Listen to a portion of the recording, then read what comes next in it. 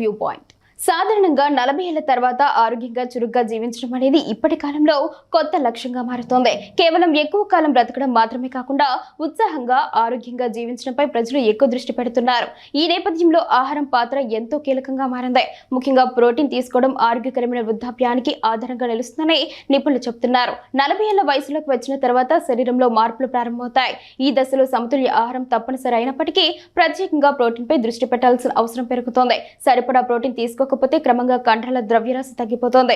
దీనివల్ల శక్తి, చలనం, శరీర పనితీరు దెబ్బతింటాయి. మునుపటి కాలంలో ప్రోటీన్ క్రీడాకారులు లేదా బాడీ బిల్డర్లకు మాత్రమే అవసరమని భావించేవారు. అయితే ఇప్పుడు అన్ని వయసుల వారికి, ముఖ్యంగా 40 ఏళ్ల తర్వాత ఇది అత్యంత అవసరమైన పోషకంగా గుర్తిస్తున్నారు.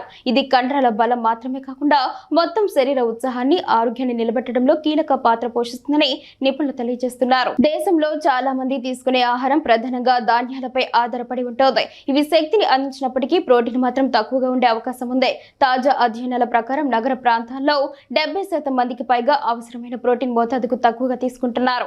వయసు పెరుగుతున్న కొద్దీ ఈ లోపం మరింత పెరుగుతోంది. ప్రోటీన్ లోపం క్రమంగా కనిపిస్తోంది. కండరాల బలహీనత, అలసట, రోగనిరోధక శక్తి తగ్గడం, త్వరగా అలసిపోవడం వంటి లక్షణాలు కనిపిస్తాయి.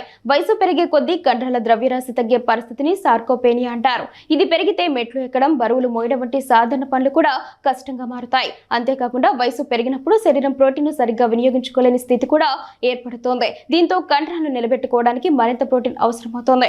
ఆరోగ్యకరమైన వృద్ధాప్యం కోసం పెద్ద మార్పులు అవసరం లేదని నిపుణులు సూచిస్తున్నారు. చిన్న చిన్న ఆహారపు మార్పులు కూడా పెద్ద ప్రయోజనం ఇస్తాయి. సాధారణ గోధుమ పిండికి బదులుగా ప్రోటీన్ అధికంగా ఉండే పిండి వాడడం, ఆహారంలో పన్నీర్, సోయా లేదా మాంసాహారం చేర్చడం మంచిదే.